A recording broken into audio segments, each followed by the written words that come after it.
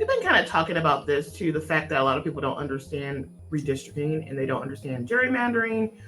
Where is everything right now with those two topics? Is it fixed or is it over? No, I feel like it's maybe never over.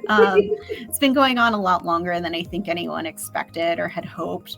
A lot of Ohioans voted in either 2015 or 2018 on reforms for redistricting, kind of aimed at getting some of the partisan bickering and back and forth out of the process, setting up a few more rules of how to draw maps for both the people you're sending to Columbus and the people you're sending to Washington, D.C.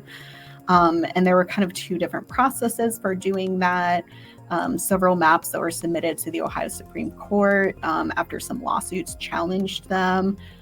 Most of those have been rejected by the Ohio Supreme Court in 4-3 decisions. So Chief Justice Maureen O'Connor, who's a Republican, joining with the 3 Democratic justices to say these maps don't meet constitutional requirements, things that voters said that they wanted in maps.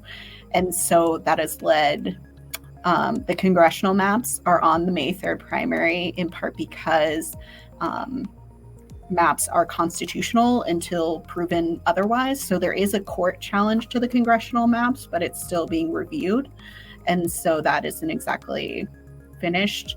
And then the state legislative maps are not on this ballot because they didn't have a constitutional map by the deadline to put it on the May 3rd ballot, essentially.